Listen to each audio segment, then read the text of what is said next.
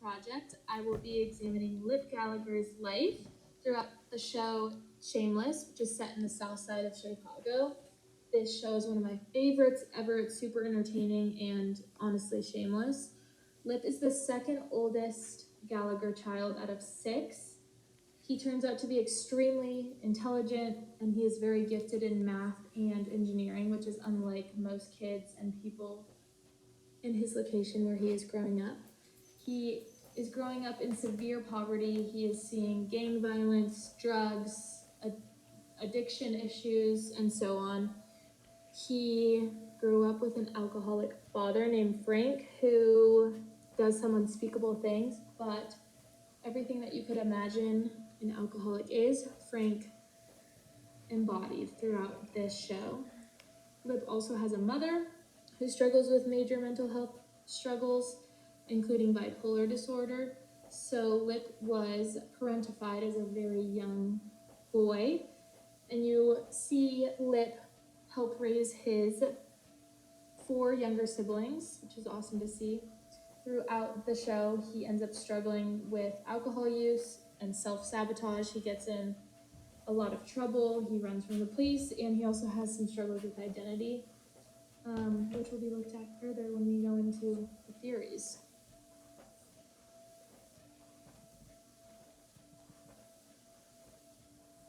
So first I will be touching on the attachment theory developed by Bowley and Ainsworth. This theory looks at how our early caregivers shape the way we relate to other people throughout our life. If a caregiver is consistent, responsive, and meets all the needs of the infant, then the child and the human would develop a secure attachment style. If a caregiver is absent or unpredictable, the child will develop insecure attachment styles or unproductive attachment styles, and this all affects the way we trust, the way we handle and behave in relationships, and how safe or unsafe we feel in vulnerable situations. Lip Gallagher basically grew up with no caregiver growing up, besides his older sister Fiona, who can only do as much as she can because she's 3 years older than him. His parents were physically and emotionally absent, and he never had a secure foundation of caregiving, so he has been on his own ever since he can remember. So because of this, Lip struggles a lot with trust. He avoids emotional vulnerability, and he keeps relationships superficial and not deep, which is seen in a lot of his relationships with women throughout the show. He definitely has an avoidant attachment style, as you see an example when he gets close to Karen. He begins to run away when it starts to be scary. Another good example is Lip's relationship with Mandy, who started supporting him and being there all the time. And the moment that this relationship became really real, Lip pushes her away in really mean ways. He starts treating her poorly. And this shows that he replaces vulnerability with anger and self-destruction.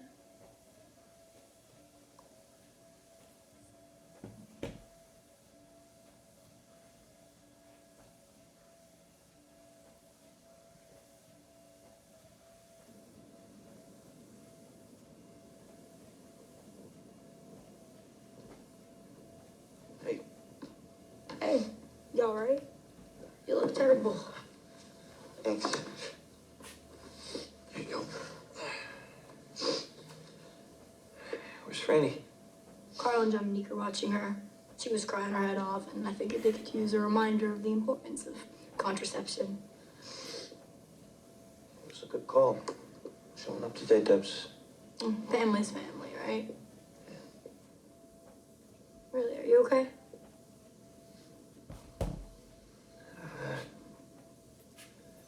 Place kinda fucked up right now.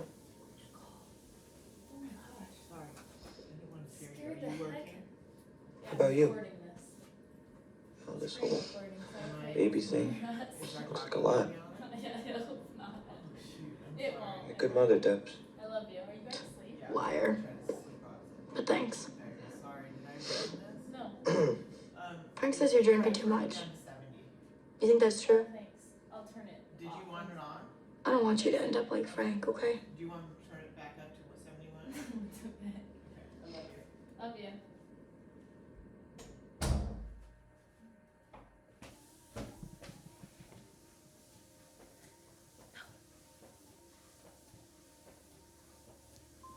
Next, I will talk about the theory that Lip contradicts throughout the TV show Shameless. I chose the social learning theory by Albert Bandera. This theory explains how people learn new behaviors by watching others. Children tend to imitate what they see, which is why having strong role models and smart adults around is incredibly important for the child's future. This theory has 4 main steps, including attention, retention, motor reproduction, which is actually copying the behavior, and motivation, which is what the kid would want to do. Lip grows up surrounded by people who don't care about school, people who steal or lie, people who avoid responsibility. Frank is an alcoholic who is incredibly selfish. He doesn't care about anyone else. And as Lip did go down a road with addiction, he still cared about other people and took care of his family. Lip does the opposite of everything that he has seen around him in his childhood. He takes school seriously for the most part. He goes to college. He's responsible and always will back up his siblings.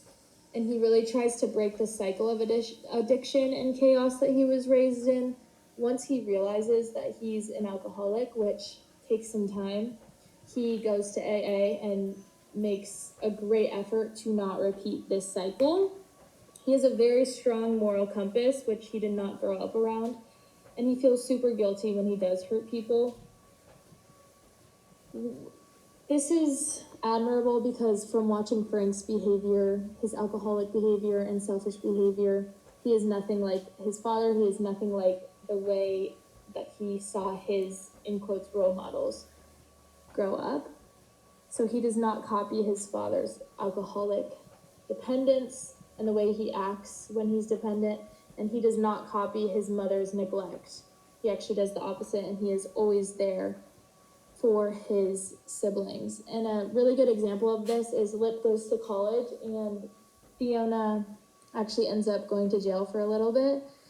Lip comes down from school every single day, gets the kids dinner, always checks up on them. He works multiple jobs, studies at school, and will always back up his siblings no matter what, which is definitely contradictory of what he saw growing up. He was never backed up for, and he was never stood up for.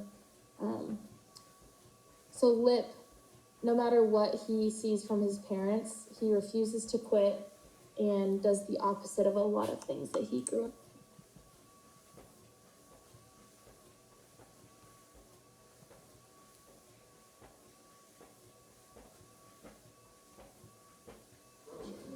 Whoa! Lipton iced tea, what's going on? Hey, I thought you were in rehab. No, released on my own recognizance. Should you even be in here? I'm not an alcoholic. I don't have to drink. I just enjoy a cocktail or two at the end of a long day. But I got rules now. I don't drink before 7. I don't drink on an empty stomach. Always hide the car keys. Give someone your phone so you don't make any embarrassing calls. No more than 2 ounces of alcohol in an hour.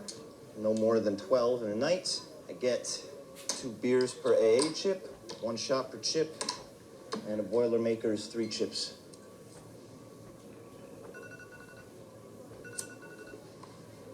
And it's 7 o'clock. 2 beers, please. Oh, and can you get me an 8-ounce glass of water? I gotta stay hydrated.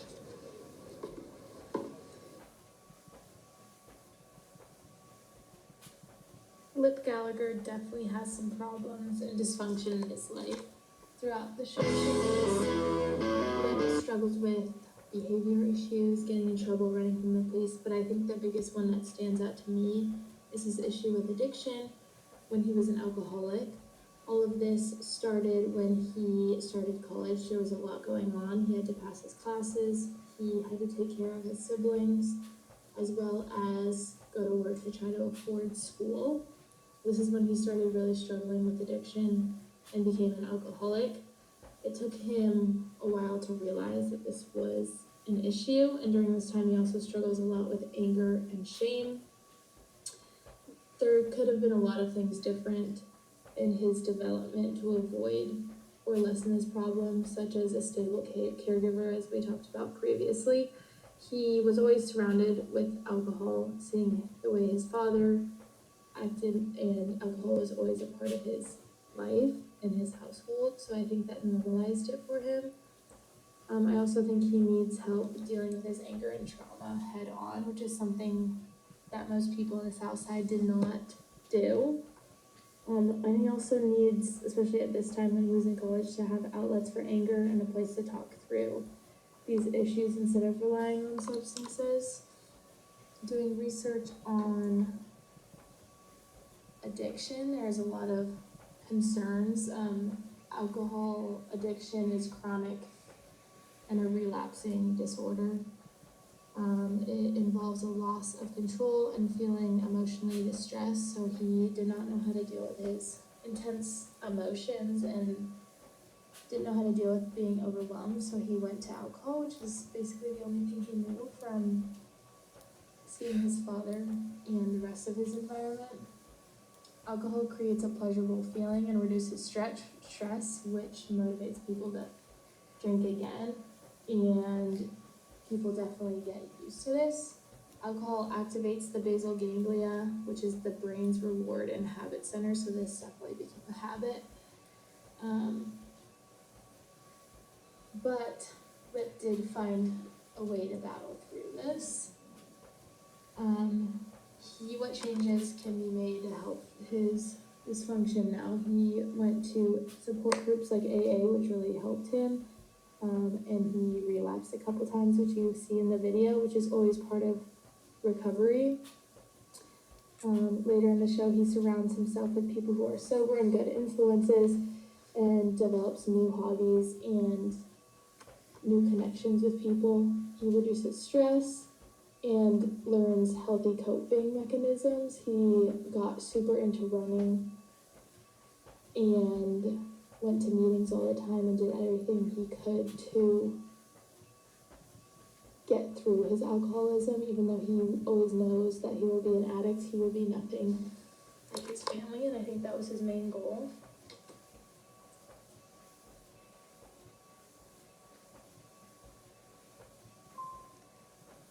Although Lip had a lot of dysfunction throughout his life, I also believe there are a lot of healthy areas of Lip's life that came out of the hardships, but also that were also there. I think the biggest one is his relationship with his siblings. This was his secure base, and they all shared a similar foundation of the way that they grew up. They all supported each other, and he always knew that his siblings were going to be there. And he always had those consistent emotional bonds, which was amazing to see throughout the show. I think this helped him build empathy and caregiving skills, which benefit him later in the show. I also believe his intelligence and gifts in math and problem solving really benefit him throughout the show. This is definitely a positive, and shows a lot of social mobility and personal growth. This also boosted his self-esteem in a very unstable society and world growing up in the south side of Chicago. He was also exposed to a lot of different types of people, professors, teachers, mentors, counselors, and he treated a lot of them with a lot of respect. For example, he was always there for his professor who struggled with alcoholism in college, which I think was amazing and also helped him with his problem solving, leadership, and empathy skills.